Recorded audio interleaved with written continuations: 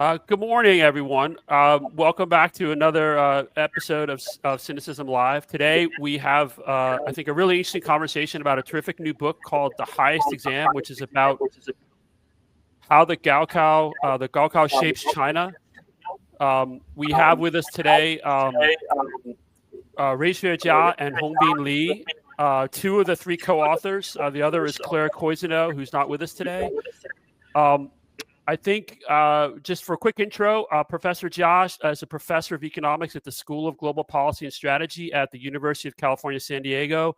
And she's a co-director of the China Data Lab. And Professor Li is co-director of the Stanford Center on China's Economy and Institutions, as well as a senior fellow of the Stanford Institute for Economic Policy Research and the Freeman Spogli Institute for International Studies. Professor Li is joining us from New York today, and Professor Jia is joining us on Halloween night from Hong Kong. So thank you both for making time in your schedule. Just briefly, I mean, most of our readers should know, but I mean, the Gaokao is, other than health, is probably the most important thing for families and their children in China, right? Because it is just determinative of so much of your future life path. So I'll let you, if you want to jump in, just quickly, why did you write this book? And maybe before that, just give a little bit about how you got into sort of your background and how you got into writing this book. I'll let you quickly watch the go first. Okay, sure. So I'm a political economist primarily, and Hongbin is a labor economics. And both of us have been working on education first separately and then together for over a decade now.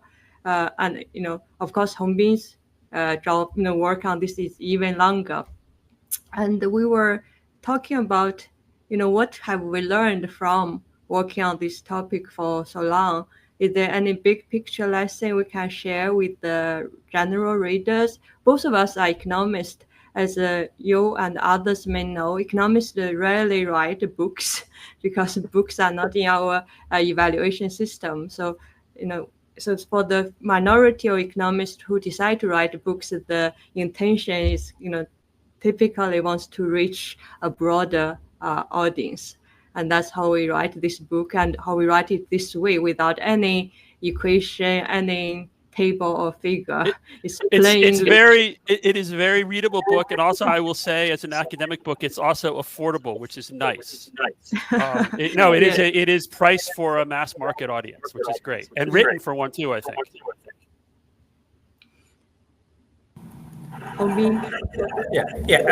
I correct you. So we went through the system. We also studied the system. Now, actually, I see my two children going through education. So my two children grew up in both China, Hong Kong, and the U.S. So I can see the differences. We just want to summarize what we have learned to a more general audience. I think that's the purpose of writing this book. And so, here outside of China, I think a lot of people understand that Gaokao is, there's the test that determines the college you get into. But in reality, right, the kids start testing in primary school, right? There's multiple sort of levels of testing that ultimately feed you on a path that will lead you to a good or bad or not even take the Gaokao. Is that right? I mean, and I think one of the key points you make in your book is what's the term you use? You call it a centralized hierarchical tournament. What does that actually mean? So, I mean, you're right. So kids started to be tested even before elementary school. So some of the elite, like elementary school, like Fangcaoli School, I don't know, I mean, like Tsinghua Elementary School, kids need to test to get in because they are really demanded. There's only limited number of slots, so it's very difficult to get in. You also need to buy an apartment or housing near the school district. Sometimes you need to pay an entry fee to get into one of the schools. So this is really, really expensive. So you are right. So we define China's system centralized hierarchical tournament. I believe, I think Ruixue and I are the first one to call China education system this way.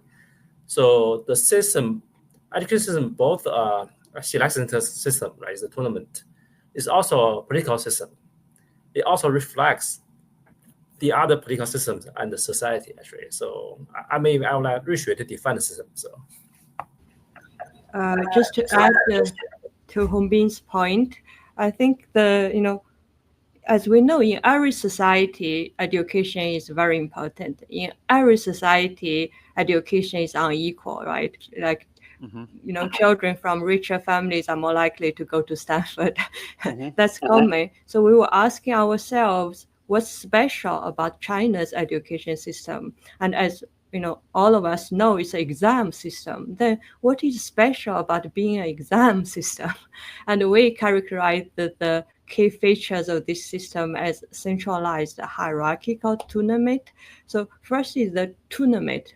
What does that mean? It means ranking people. So it's your relative ranking that determines your position. And that's itself has a lot of implications we discuss in the book. For instance, this system pays a lot of attention in terms of selection. So before it's an education system, first it's a selection system. You select, people on their intelligence and the diligence. And it happened at a very early stage, right? And the college entrance exam happened when we were like 18 years or 19 years old.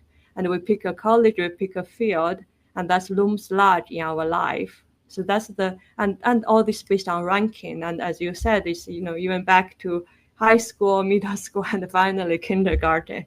So that's the tournament nature. And it's hierarchical. I think, for people who know China or East Asian society, it's almost one of the first words is these are relatively hierarchical structure. And historically, the hierarchy was very clear. It's actually, if you pass the exam, you become the top of the hierarchy.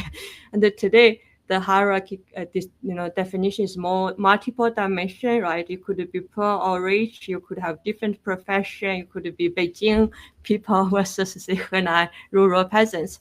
But what's amazing is that, if you ask young people, they are thinking of hierarchy, see what type of jobs they would like to get. They still think, becoming to work for the state, right? Which is very analogous to becoming a gentry in historical China as their top choice, right? And Hongbin and his team did a large-scale survey on college students for many years and revealed this striking pattern. And that's the hierarchy structure, nature. And many families invest so much so that their children could move a little bit up in this hierarchy. And the third is the centralized nature. And as Hongbin hinted, right, it reflects the Chinese political system. Ultimately, it's a centralized system. And in the education system, it's reflected by all the colleges or recruit students based on quota allocated by the Ministry of Education. And it's not only that, it's also the administration of pre-college, the K-12 schools. It's still a centralized system, right? Even the admin or the bureaucrats of the schools, the admin of if you are the head of school, you have a bureaucratic ranking corresponding to government system, right? So that's reflected the centralized part. Also, the textbooks were carefully chosen, designed, and there may be only a very limited number of versions of textbook for the whole country, right? It's a vast country. Still, it's very centralized in terms of ideology as well. And these features have different implications for families, for the society, and for the government, which we discuss in the book. The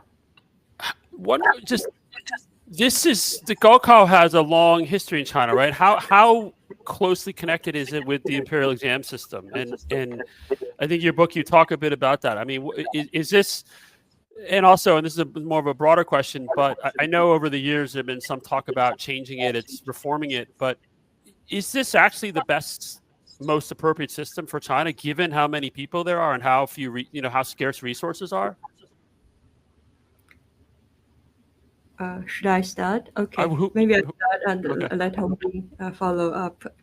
So on the one hand, many things changed, right, from historical China till today, right? Historically, initially, people were tested by writing poems, right? And they is gradually becoming writing like very restricted forms of essays. And today it's about math and science and chemistry and English. Right. It sounds totally different in some sense.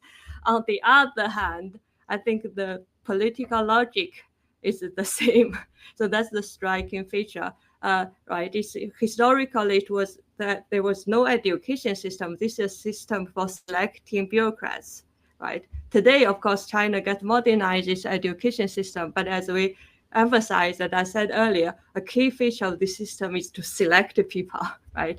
And of course, if you're selected from this system, whether it's in the past or today, you're kind of more loyal to the system. So that's why, the logic is the same. That said, there are also very key striking features that parallel from history till today. For instance, we may also talk about this a bit later, like many people complained about this regional quota system, right? Which we know is unequal, right? For instance, if you are from Beijing or Shanghai, the probability of high school graduates to go to an elite college, which is like top 100 college in China, would be about 16%. And if you come from my province, Shandong, the rate would be 3%. So many people complain about this. But this system has a very long history. It's already there from the Ming Dynasty. And again, it's at the political economy behind this allocation, in the sense, right, this is politically, some regions are more important than others, right? Like the big metropolitan cities like Beijing and Shanghai, and the minority regions, Tibet and Xinjiang, are politically important from the state perspective, and they tend to have high quota per capita. And the provinces that lose out would be the middle provinces, Shandong, Henan, Guangdong, this populous region, but they are not politically as important as the other regions, right? And so we want to just offer some, just to explain this seemingly puzzling perspective. If you see it from the state eyes, using a pair of glass from the state, it makes a lot of sense, even though for families it seems very unequal. And very stressful. I just want to add, so if we assume a society has hierarchy, then the question is how to assign people on the hierarchy. Who should be on top, who should be in the middle, who should be at the bottom, right? So one extreme case is succession. So your parents' rank decide your rank. So another extreme is random assignment. So every generation we just randomly assign anyone in the system. So something in the middle is China's system, actually. It's called a meritocratic system. US also a meritocratic, actually, in a sense, but every country is different. But China used exam to assign people on the hierarchy. This was exactly true in history in the imperial exam. Today, it's indirect. You basically take a test, you get into college, and after college, you're still ranked in the society, got different jobs, got different positions in the society. So in this sense, the system hasn't changed much, like Ruixue said. This system actually has some kind of advantages for from the ruler's perspective, actually, because the ruler can select the talents to work for him or her, which is beneficial for the governance. And in the process, they can also decide what people learn, right? So in the past, this is like we said, they need to memorize the classics. Today, they need to take steps, right? They need to study AI, study chip making, right? So this could be a useful tool.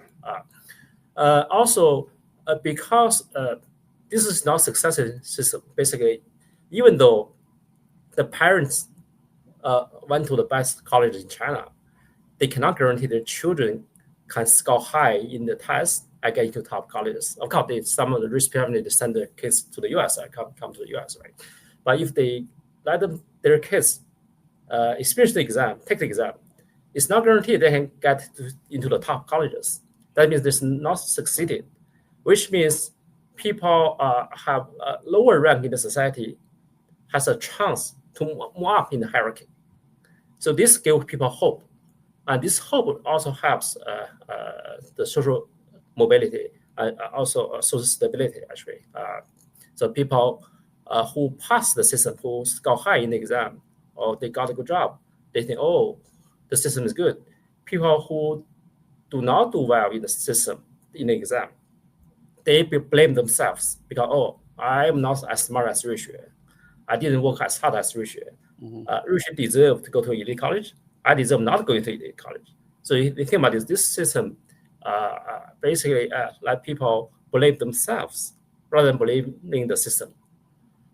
You talk about whether these things need to be changed or reformed. Of course, I mean, this is not a perfect system at all. But there are also actually efforts try to reform the system. I just want to tell you, it's not easy.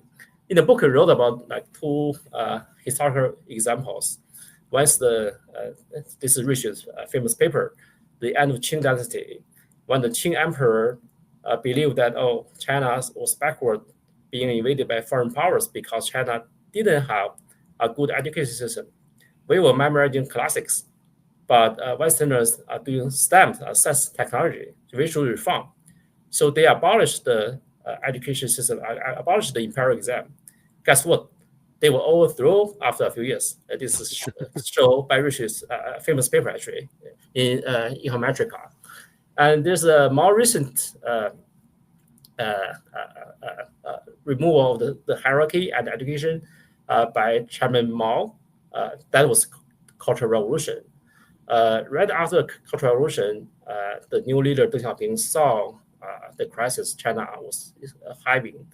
So he immediately reinstated the Gaokao, which was really a smart move for the country. So let me stop here. So what you're saying, it sounds like, I mean, the Gaokao, this system is really one of the foundation stones of the Chinese system and society, right? I mean, it really so much seems like so many people's lives are ordered around it.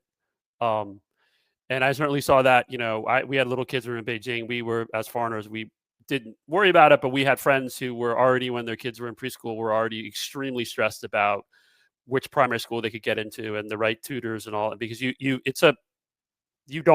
to take the Gaokao at 18. You don't have time to waste when your kid's 2 years old. You got to get working because of the potential positive social mobility or negative social mobility. So one thing I wanted to jump to there, the Stanford SEI China Brief Substack has a really good summary, and I'll put a link to it in the show notes. A really good summary of the book, and one of the things it says, and it relates to what Professor Lee, you were just talking about, is this idea of meritocracy or myth. And I'm just going to read from the summary they said, and then ask you to talk about it a little bit more, because I have a couple of specific questions, which is that one of the book's strongest contentions relates to the Gaokao system's illusion of fairness. While the test is lauded for its objectivity, the data tell another story. Only 35% of rural students go to college compared to 51% of urban students. Urban children receive 4 times more tutoring than rural peers. The wealthiest 25% of households earn almost 14 times more than the poorest 25%, yet the poorest spend 57% of their income on education compared to just 11% for the rich. Nevertheless, the top 20% are twice as likely to send children to college.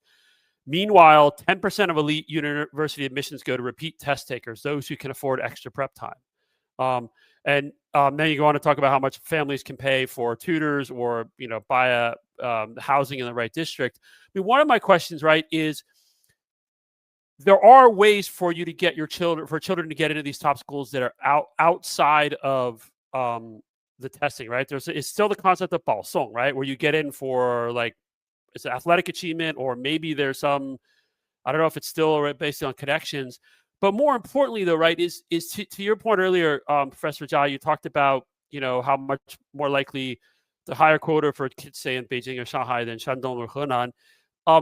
Isn't the threshold, your score, your Fenxian, your score threshold also lower if you're in Beijing for some of the top schools than in other places?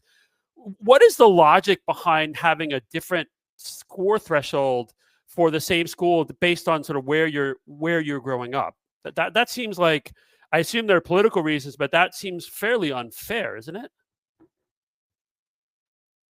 Sorry, that was a long question, but there's a lot of things in there, so I'll let you take it. So yes, I think this is a good point. Like Hongbin said, this is a meritocratic system, but I just want to say it's a seemingly meritocratic system, right? Its appearance is like gives people hope, ex-ante, right? Everyone seems to have a chance, but in reality, it's an unequal system, and it's becoming more and more unequal over the years. So I will talk about two dimensions. First is this how it's become unequal, and the second is coming back to your question about quota. So when the system was restarted in 1970, 77, also 80s, or even I took the exam in 2000, I think it worked fairly okay because at that time, fewer families were generally poor. So they don't have a lot of resources to invest a lot in their, children's education outside the school. But nowadays, with the development of China, more and more families, have resources, right? Of course, richer families has much more resources, and they are all investing a lot in their families. So this become the tournament become more and more intense, right? And that's naturally it's become more and more unequal.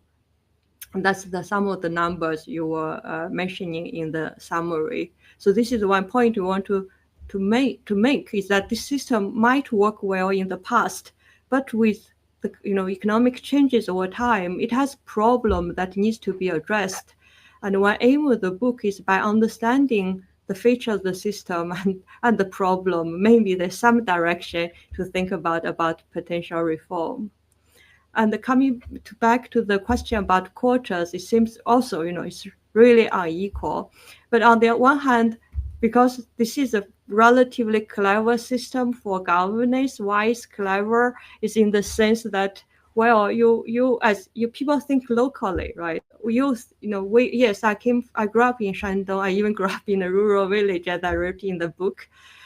So it's like you feel you are competing with people from the same province. In fact, it's even when you grow up, you really think very locally, right? You're just competing with students around you. You want to rank first in your class and then in your school. You don't think so, at a globally or at nationally think about you are competing with people from Beijing, right? Because by the design, the quota meaning that, as long as you rank high in your province, you'll get, the possibility of go to a good school.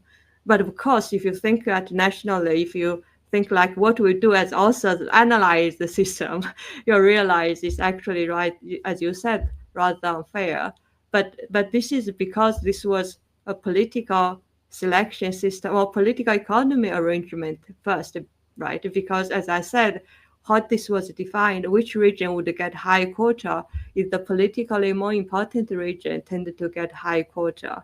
And which region are more important? That's exactly, these big metropolitan cities and these regions with provinces with relatively large share of minority population. If you look at the distribution, it's actually not bad if you can, take the exam in Tibet and Xinjiang. Many readers who don't know China always think about, discrimination, but there's a very strong affirmative action in terms of education. In fact, I have a research project showing that people even changed their ethnicity just to game this system. They also have to change the hukou, don't they?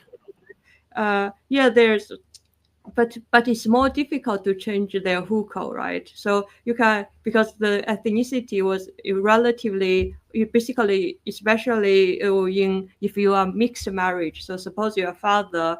It's not illegal. So suppose your father is a minority, your mother is a Han, or the other way around. It's legal. You just pick one of the ethnicity for your child. It's nothing like illegal here, but the people are just much more likely to pick minority. When this kind of consideration become important. And later, after they graduate from college, they actually regret it because, like typical affirmative action, people would infer, oh, you might get extra points because of this, right? Then Right. this discrimination, so they want to change it back, but that's often too late. Interesting. So I just want on add one more point. So Ruixue has summarized it really well. I think Bill, so you point two kind of inequalities. One is rural versus urban. The others like different places, right? Beijing versus like say Shandong or Jilin. So both are related to hukou itself. So in other words, I think the most fundamental thing is still the hukou system. You have to reform that system because this education benefit is associated with the hukou system. You have to reform that to change the whole thing. For example, if you remove the hukou restrictions, any kid in the country can go to school anywhere and take the Gaokao anywhere, then the whole thing will be different, right? So that will take some time, I think, because this is intrinsic benefit actually. So if you want to reform, people in Beijing, Shanghai, they will be very happy actually. Now they have more advantages actually. Yeah. But so there is hukou reform underway in a lot of cities, but obviously not really in Shanghai and Beijing. Is it now that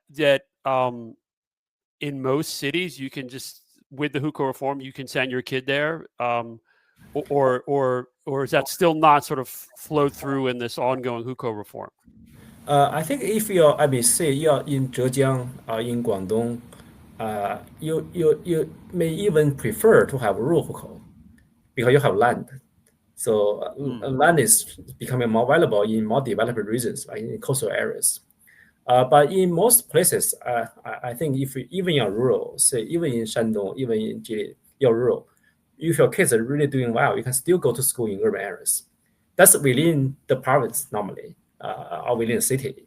But it's extremely difficult to cross province.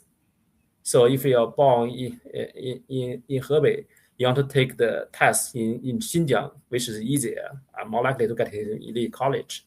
It's extremely difficult actually. So that is something people really don't like. So local people actually protest on this. So the requirement normally they want the requirement to be if you want to take the Gaokao, even if you change your hukou, you have to go to school in the local area for 6 years before taking the Gaokao. That means you have to go there. So you can't do like Gaokao shopping in high school, right? You cannot do Gaokao migration basically so easily. So I mean, I guess people really care. So I guess that's smart from a policy perspective, right? Because otherwise you would just have it would be quite, I think, destabilizing in terms of educational resources potentially. Yeah, exactly. Yeah. Interesting. And I certainly know from Beijing's perspective, to your point, I mean, I can't ever imagine them fully relaxing the hukou restrictions in Beijing because, I mean, Beijing is known for it has all the best educational resources, has the best medical resources, and it's one of the reasons why the Beijing hukou is so valuable, right? Because if you have that, and then you're into the Beijing, local municipal education system, and you have a chance at going to the top primary, middle, high schools in the whole country, right? Yeah, that's exactly true. Actually, that's also one of the points we made. Actually, even for myself, when I was a high schooler, all I wanted to do is go to Beijing and get a hukou, become local citizen. So work for a state-owned firm. So that's the goal taking Gaokao actually.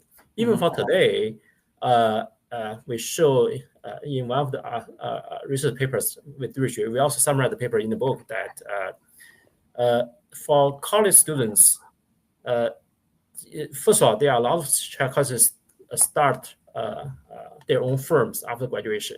Basically, they became entrepreneurs. But we just found that the highest scoring kids are less likely to become entrepreneurs. Exactly, they wanted to work for the government. That's their first preference. So working for the government or state-owned enterprises, one of the big benefits is gaining a hukou. For example, you work for government in Beijing, you got a Beijing hukou, which is a huge benefit. Economists like to estimate return to education. Basically, we compare college graduates to high school graduates, see whether college graduates make more money actually. So normally there's a high return to education across the world. Normally for college degree, it's about 40%. Basically, you make 10% more money by going to a college every year college you go to. So in China, there's an additional return to going to elite college. These two add up almost 80%. But this still cannot measure the so-called hidden benefit like hukou and associated benefits like housing, medicine with the hukou or with the jobs. So in other words, China's return to education is even higher. That also explains why the Chinese invest so heavily on education. This is not government investment. This is private investment, right? Even for the poor families, they still invest heavily on their kids' education, hoping that they can change their fate because the return is really high, although the chance of success may not be high.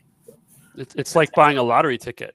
Something like that. Yeah. Because even the like a Beijing hukou, there are the economic benefits. There's also the social benefits. I mean, if you're it makes you more attractive in sort of the marriage market too.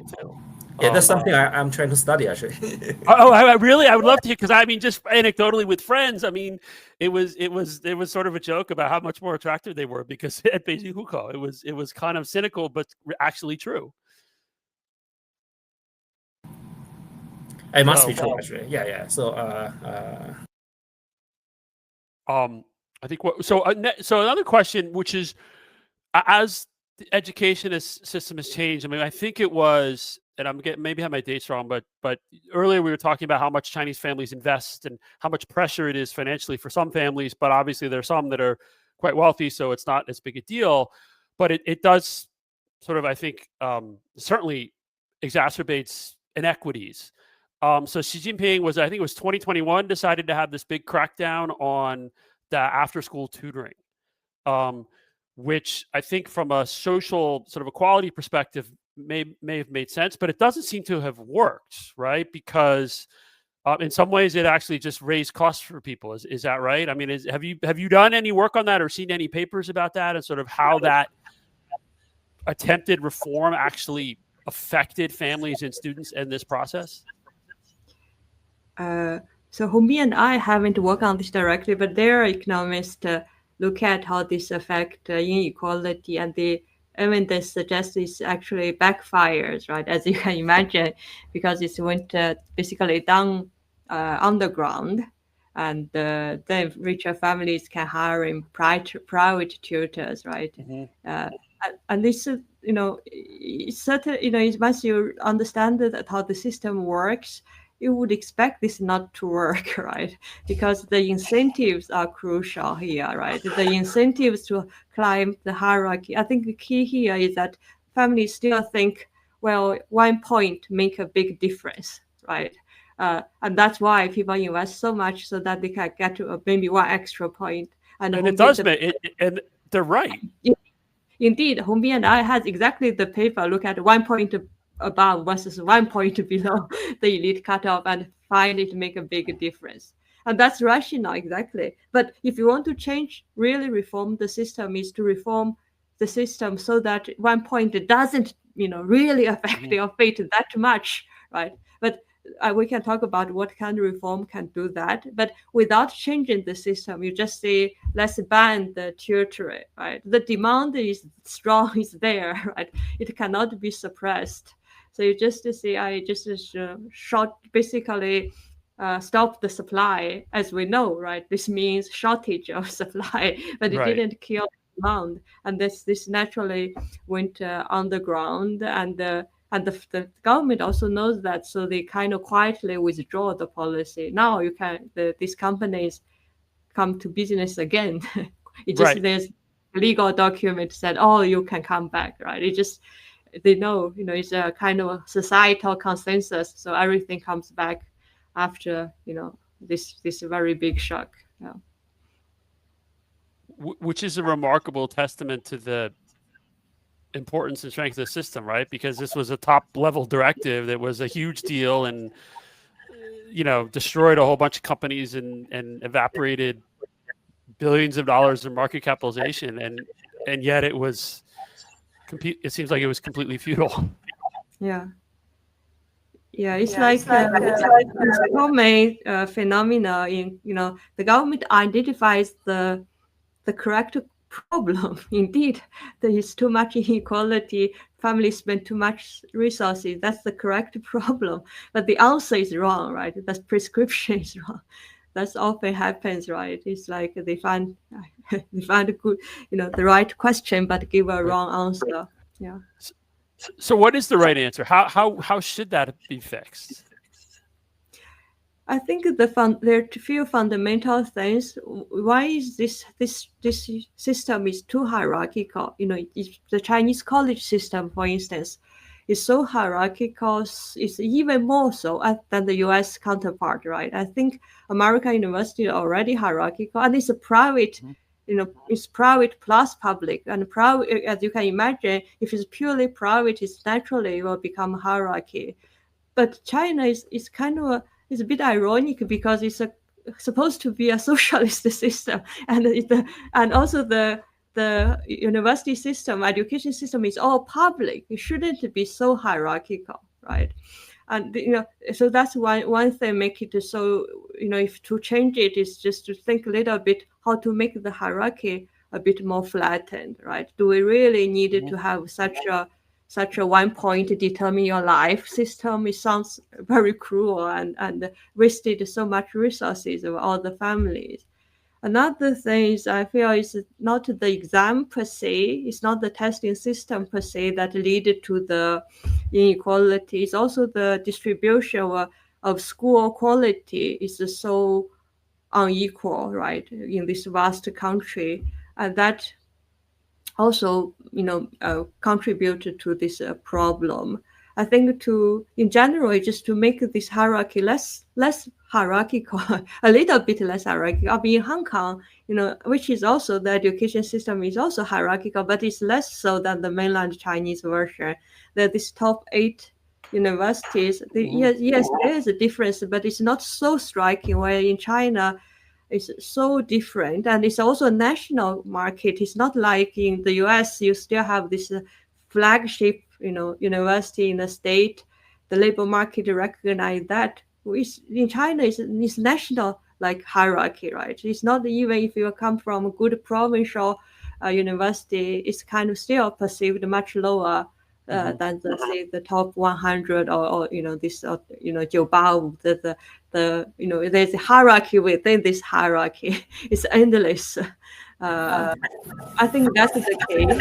And if there's reform, I think China could afford having a little bit more diversified system because these were all controlled by the government. So actually, one thing I didn't agree with Ruixue is about Hong Kong, because Hong Kong system is it's more competitive, more hierarchical actually. So parents started to think about where the kids would go to school before the kids were born actually. When a woman got pregnant, they started to plan which school they should go to.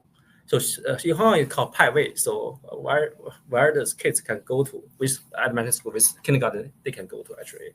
So Hong Kong's hierarchy doesn't happen at college level, because most elite kids don't go to college in Hong Kong.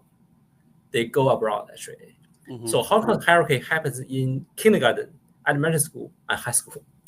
So even earlier actually, it's really, really strict selection system actually. I just want to echo Ruixue's point that to really reform China's system, I think the government should have a whole basket of reforms. I think the most important is the social hierarchy. Social hierarchy, I mean, like there are like government jobs on top. You also have a hukou system, right? There are so many different systems. As long as you have hierarchy, then how to select people into this hierarchy? Like who should have a Beijing hukou? Like I earned a Beijing hukou because I went to college in Beijing, right? So that's very important actually. As long as you have the social or so-called occupation hierarchy, people will care about some kind of testing. Even if not school testing, then the company will test you too. So there must be a testing somewhere, right? So or otherwise it will be a payment system. So that's even more unequal actually. So you buy a hukou, for example, then the rich people will be benefit more, right? So I think more fundamentally, I think when the society has lower economic inequality, then people will care less about the testing, education, going to elite college. I think that more fundamentally, China should have flattened the social hierarchy, I think. Yeah. And one way to help with the inequality, right, is to improve educational resources across the country, right? But how, like here in the U.S., right? So much of the educational budgets come from like local property taxes, et cetera. That doesn't. In China, right? It's all centrally dispersed money to the provinces. Is that right? I don't think it's the government education expensive can change anything. So as visited actually every summer I take like 20 Stanford undergraduate students to China. So last year we took them to a really poor county in China. I don't want to mention the name. They have a beautiful school in the county seat. So I heard they spent like 100 million yuan to invest in the school. The beautiful school, they have the best equipment. The problem is that they don't have good teachers, right? Because they try to hire good teachers. It's not that they didn't try. The teachers come here for like 2 months, they'll leave because it's not a good place for young people to live in a rural county actually. They want to live in big city in Chengdu, in Shanghai, actually. So I mean, more fundamentally, this then come back to the question of hukou, actually. Because these places are not attractive to teachers. Even if you invest in physical capital, the buildings, the equipment, even the books, they have books. Still, they don't have teachers, right? So this is still an issue. Another issue is that you still have the quota system, which is not changed. Ruixue, you want to add a point? Yes, I think this is a good point about teachers. Like, as I said, I grew up in a rural county, and when I, took the exam during that time, like late 1990s and early 2000, every county high school still could produce like Tsinghua, Beida, candidates 1 or 2 each year. But in recent years, it's becoming impossible because the good teachers were typically recruited by big cities. I had an English teacher who is very good. She's now in Beijing. And it's a very common phenomenon across the country is that good teachers now were typically already attracted away to the first tier city. So when I said it's important to have more, as you said, more equal education distribution is in some sense it's not easy to do, but it's also reflected that living in the first tier city versus second tier city and the third tier city, as you know, right, in China the amenity etc. Is varies greatly. I think that's analogous to like rural, a lot like doctors. It's similarly, right, how to attract the good doctors to rural China and rural US is a general challenge. So it's not only about spending money on schools, right? It's also think a little bit about the general equilibrium, how to make certain second tier, third tier, or even fourth tier cities and counties more livable for these talented young people. Is that? I mean, I would imagine the way the central government looks at technology and understands the importance of education. Is that somewhere where we might see China really lead the way in technological breakthroughs, where the teachers are actually, call it AI, call it on screen, but they're actually able to bring in the best teachers from other cities in the country and have the local rural kids sort of follow along? Is that something they're thinking about, or are there any pilots like that? Yeah, I think technology may change. Both. Medicine, education, but still difficult actually. I know some of my friend did something in China. Basically, they try to do so-called like similar to Zoom, right? Some kind of online education. You have best teacher in Shanghai, Beijing teaching rural kids. But the problem is that I think for young kids, motivation is more important than what they learn actually. I mean, in the future, you can use AI to do many things, but you still need a local teacher, local adult to motivate the kids. So in one place, so we went to, is really funny that so they have two teachers, one teacher in Shanghai, one teacher locally. The local teacher need to administer the classes. The remote teacher teaches, right? So we found that the local teacher tried to sabotage the remote teacher because he worried about his job security actually. So these people are very smart actually. So this after the videos off, they said, "Oh, don't trust that guy. He's wrong. So I'm going to teach you again." So this is what happened actually. If I think about this, so you still need a local teacher. They don't like the remote teacher. It's very hard to do. Maybe in the future. I mean, we use AI. I mean, the local teacher can use AI, and that's his own tool will be better actually. Wow, that is it. Unfortunate for the children. Right. So ultimately, incentives matter actually. So. Yes. Yeah, I found this is a fascinating question to think about. I watch YouTube for some lectures, which always makes me think, why do UCSD still need me to teach? They can just watch on YouTube. There's this, best teacher lectures. They teach so well. But somehow I think this is a very deep question about what education does. It seems not only about information sharing, right? It's all this, in-person interaction is actually a very crucial part of education and the growth for the young. I think that applies to China and the US and everywhere. And expectations, and having had two kids who, they're off of college now, but parental expectations matter, as does pressure. I mean, especially when they're younger, the parents understand why it's important to do well, but the kids don't necessarily when they're, even in primary school, even when you say, you need to do this for this test or whatever, it's different when they're little kids. Right. And I imagine there's also, and there's a little bit in the rural areas too, right? A lot of these kids are not being raised by both parents or even one parent because they're off. They had to go into sort of a more of an urban area to get a job, right? So there's all sorts of structural social issues that are holding them back too, right? Yeah, I mean, that's, I think, a big issue. I think the social issue, family issues, I think is more important than school even, I think. I mean, here in the U.S. too, right? So our colleagues, like Ruixue study U.S. Education, he found similar problem, right? The children without like male parent is one of the major issues, right? Of education. Yeah. I mean, imagine in your work. I mean, there's a lot of similarities, right? China has unique circumstances, but in some ways, some of these, especially these issues around, educational resources, rural areas, family. I mean, this is universal.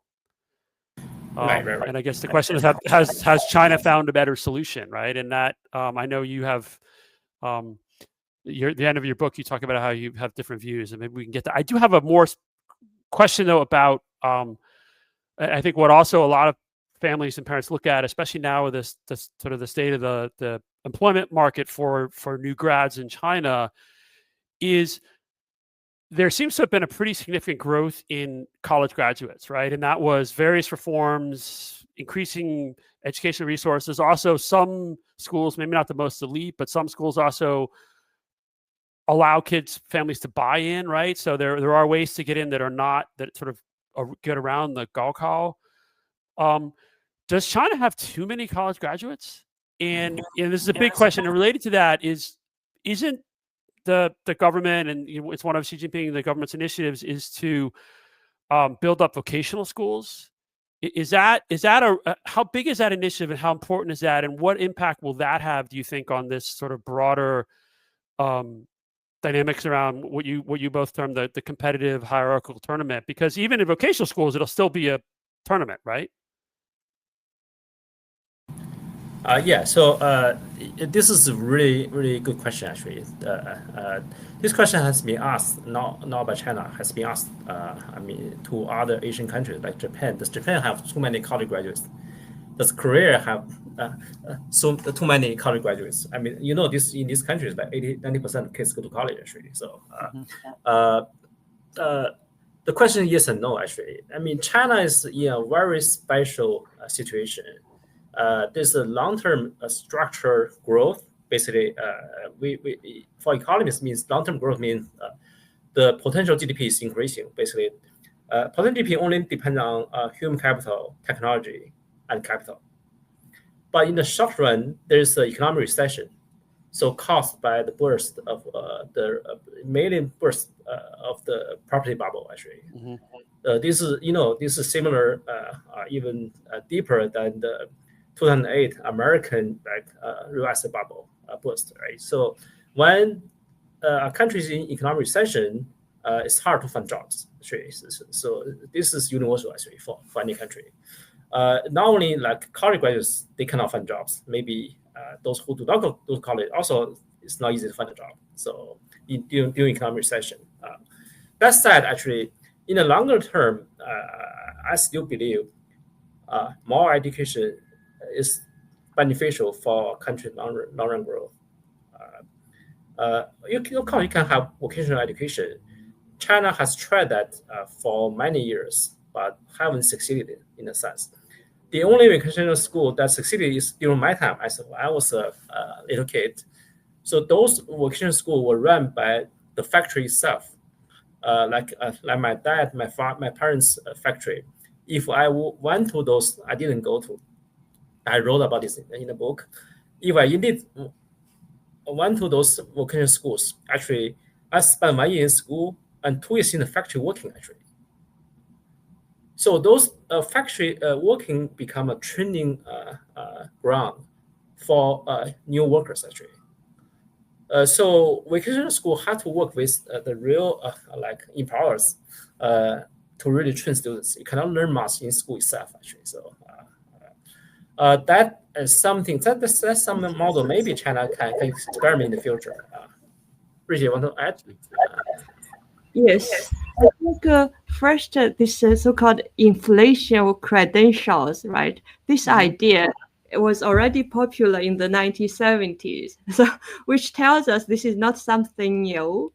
It's not that this time, this time is super different. I think related to Hongbin said, it's like this is with the cycles of economy. Then this appears to be a problem, at least with the slowing down of the economy. But it's not something fundamental. In every society, with the economic development, more and more people go to college. You hear this kind of inflation of degrees, etc. So then, that said, college education does make a difference in humans' life, in humans' perception about what they should do, right? It's like if you get a college degree in China, you are less willing to become a blue-collar worker, as you hinted, and that's why the government wants to encourage vocational school, because blue-collar worker and these low-skilled jobs actually don't have enough people. So then, would this type of reform work? I'm also skeptical. This is because education, a very important function of education across societies is for stratification, right? And as we discussed earlier, that have a college degree meaning many things. It's not only income; it's also about your identity and the status. So even though because of lack of blue-collar job workers and those long-skilled jobs, if you like being a plumber might get a higher wage, right? Or as the economic force would predict, but that's not enough. That just a high wage is not enough for people to change their perception on different occupation. You were talking about marriage. Think about educated. College-educated parents, would they be willing to let their daughter to marry a blue-collared worker? even though the blue-collar worker might get a higher wage over time. I'm skeptical because if this type of status and identity and stratification is not changed just by encouraging vocational school wouldn't be effective. On the other hand, I feel the Chinese government is very good at propaganda. Maybe they could, shape the perception of the society on different occupation, like what they did in the 50s. Maybe I don't know if people perceived being a blue collar worker now is like the hero of the society. Maybe that would seems plausible, right? Certainly. I don't know, but the government is capable in many things. Yes. So I'm open to this, even though I think without changing this type of perception and the status and the stratification, just by purely say because of lack of unskilled labor, we should do this. I don't think that would work. So I want to be cognizant of your time. We're coming on an hour, but I have a couple more questions. First, probably brief, is how has this book been received in China? Have you gotten any feedback, or will there be a Chinese edition, or at least an edition that'll be published in Taiwan, or is this not something that maybe will get a publisher in the mainland if you looked for one? Actually, I just met the publisher yesterday at New York. We are actually talking to potential collaborators in Asia, but this will take some time. Right. The book has been well received by the Chinese community actually. So far we have sold. So we have the third print now. So the second reprint, third print. Good for you. That's, like I said, it's a great book and it's priced well and it's written for a mass market, so that's great. Not surprised. So because this is written in English, right? So but Yes. a lot of Chinese can read English. The problem is that Amazon doesn't sell books in China, so they have to order through Amazon in the US. Mm-hmm. And the shipping cost is as expensive as the book itself. So book is not expensive, but shipping is expensive. Well, I would imagine there might be some copies circulating that at least digitally that are outside of copyright, unfortunately. Right. I mean that's something we cannot prevent. Right. So right. But it gets you a bigger audience for sure. Right. So someone noticed that someone bought a copy from Taobao, which costed like 420 RMB, which is like $60, double the original price actually. Right. So that's in China. So just to answer your question, maybe not many readers have got it in mainland China, but outside US, it's selling pretty well, I think, at the moment. That's great. So I thought this pretty well. I would hope. I mean, I know sometimes the Taiwanese publishers will pick books up. I'm surprised. I would hope someone there does it because it's Taiwan has a not the same but not dissimilar system, right? So there's some resonance. So the next question I had really is about your last chapter, which is where you talk about your experiences with your children in this system. And that really resonated for me just because, our kids were born in Beijing and they went from first to third grade to this local Beijing primary school called Fengshaodi. Now we put them in the international part of the school, same curriculum, same textbooks, less test pressure. But even there, they had tests. They were ranked. There was actually a chart at the doorway in the classroom that ranked each kid on all sorts of metrics, and they got little stars, and it was great if you did well and you were high self-esteem. If you didn't do well, it was, I think, pretty soul crushing. But it was really, our kids actually thrived in it. And then when they got back to the US, they did not have as much homework that they had in third grade until they were in sixth grade. Even they were at a good school here in the US, and their math was not as hard, I think, until basically like in first grade, they're doing math that they did in fifth grade in the US. And it sounds like your children had some similar experiences. And you talk about in your book also how the Chinese diaspora in the US has an impact on, starting to have an impact on some school systems. So maybe if you could just give the audience just a little bit about what that chapter's about and what you're seeing. And then I will let you go because I've been taking a lot of your time, but this is really fascinating. Thank you. Oh yeah, so thanks. So it's glad to know, Bill, so your kids also went through the Chinese system and U.S. system.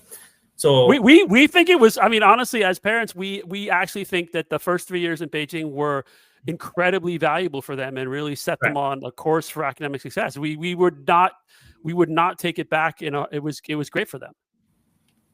Yeah, actually, when we went back to Beijing, so my wife and I thought about where should we send our kids to, right? We either could send them to like one of the so-called international schools, right? Private schools in Shunyi, like American school, those kind of schools. WAB or one of those, yeah. But we debated about this, but later we decided to send them to local school. So because I mean, at that time the reason is like for Chinese, we want them to really learn Chinese. Because Chinese is so hard to learn when they become older. So, but later I realized that that it's not only helpful for their Chinese, but it's also helpful for their like math and also discipline actually. Because I mean, in China's schools, I mean, you're not allowed to do many things actually. My daughter was kind of some kind of rebellion kid. She sometimes asks questions in school. Of course, the teacher will call me. So why your daughter ask questions in school? So I said, why cannot she will ask questions? So anyway, so that's the system actually. So the schools are like the incentive system is structured in such a way that everyone want to maximize the student performance, and so the teachers pay depends on how well her student test in the exam, and there's a competition across teachers across classrooms actually. So that's why. So when this one I wrote in the book that when my daughter first started, because we moved from Hong Kong to Beijing. When she was in Hong Kong, we put her in international school in Hong Kong. So she didn't learn much other than English. But when she started in Tsinghua elementary school, because half the kids tested into the school. Like I'm a professor, my kid can get into the school automatically. That means she didn't go through the test and she didn't learn anything before school. Most other kids, this is in grade 1, they already can do all the basic math actually. So basically, they can do addition, subtraction, multiplication, and division. Actually, so think about it. These are 6 years old kids. They can already read books. Actually, they can recognize around 2,500 Chinese characters before first grade. Yeah, before first grade. Yes. Actually, there's something called 衔接班. The 衔接班means between kindergarten and first grade. So they went to those tutoring schools and learned those stuff. Of course, my daughter would test horribly, right? Competing against this case initially. So that's why when she got like a very low score, the teacher called me. I just sent her every time when the kid took a test, they bring back with the score. I just send the yes, exam. I remember signing. I had to do that. It was I sent the low score exam paper. My daughter returned to school. I didn't ask a word. My daughter didn't even realize this is a bad thing actually initially because she never take a test before. So the teacher called me and said, "Why didn't call me?" I said, "Why should I call you?" She said, "Oh, you know your daughter got so low, dragged down the whole score from my class. You should find her a tutor." Anyway, so that's the story actually, real story. Yeah. I'm just telling you that in this system, they don't allow any student to fall behind. Because falling behind will affect their performance, the teacher's performance. Yeah, will affect the school's performance. In the end, maybe affect the principal's salary, her performance. So that's why everyone cares about this. So when we come to this country, it's a totally different system, right? So like we came here when my daughter was 10, so she was a 5th grader. There was almost no homework, a lot of outdoor exercise and sports. Kids are so happy actually. Yes. I just in hindsight I said, okay, we are lucky we didn't start from US going back to China actually. Otherwise the kids will suffer. So right, coming this way is easy for them actually. So Ruixue wants to say something.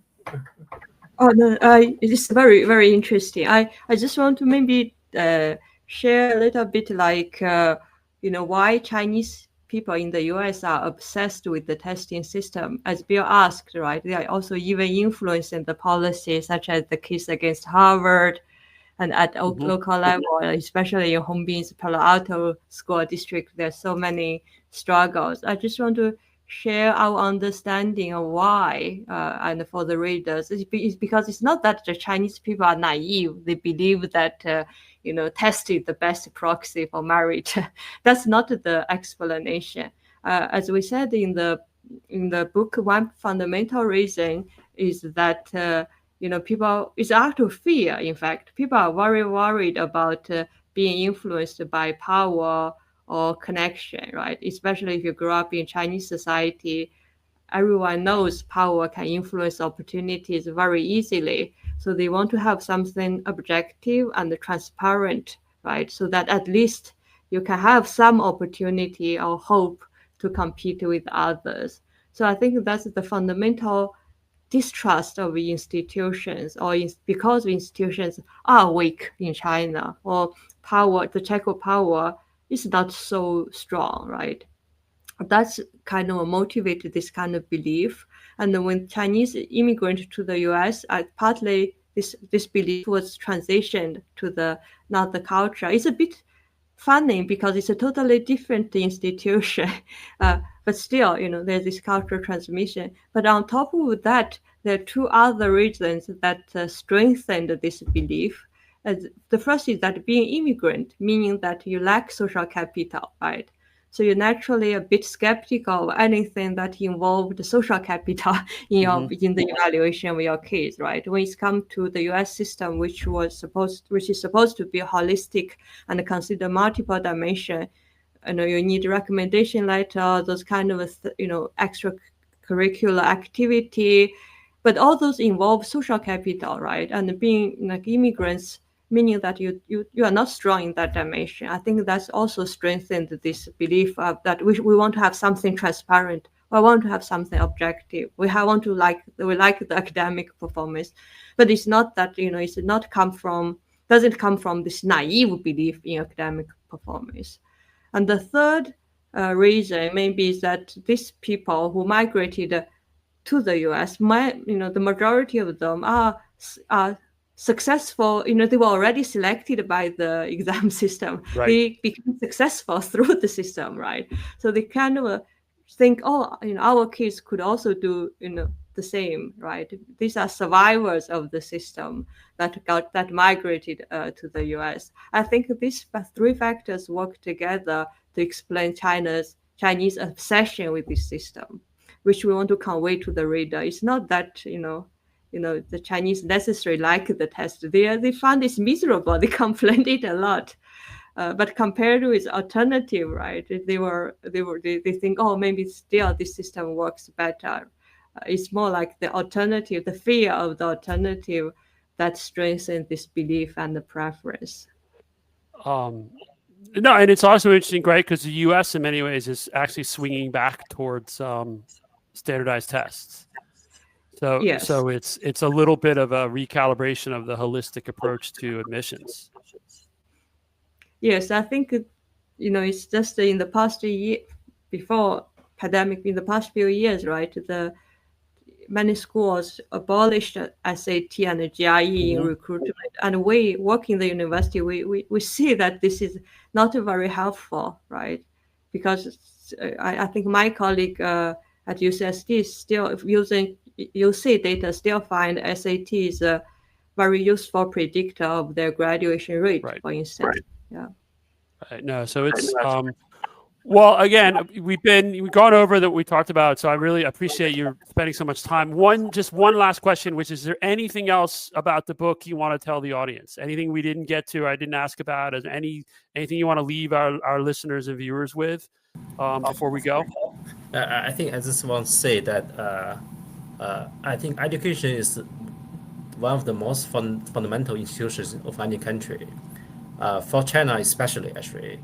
So I know our audience all know China pretty well, But to understand China even deeper, I think understanding the testing system, education system is very important. There's a chapter of the book actually we didn't talk about. It's about global power, education global power. So this also affects the current competition of countries actually, especially between U.S. and China. So education is one of fundamental factors affecting innovation and economic growth. Ruixue. Thanks for the opportunity. I feel proud that this is a very short book.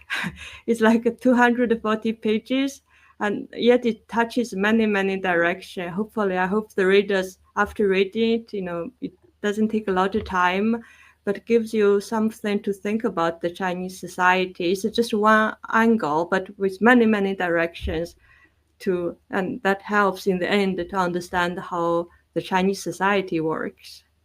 And the best thing is it's short. No, it is. It's short, and again, it's short. It's readable. It's called The Highest Exam: How the Gaokao Shapes. How the Gaokao Shapes China, and it really is an extremely important book. I will put links to it in the show notes. I hope my internet's gotten real slow. I hope everything's okay on when this video comes out, but we'll deal with that. But I just want to thank Dr. Li and Dr. Jia. Thank you so much for your time. This is a great book, and I hope that more people read it and more people sort of understand this system in the way you've I think, helpfully and eloquently presented it. So thank you so much, and happy Halloween. Thank you, Bill. Thank you. Yeah, appreciate it. Thanks. And thanks, everyone. Bye-bye. Bye. So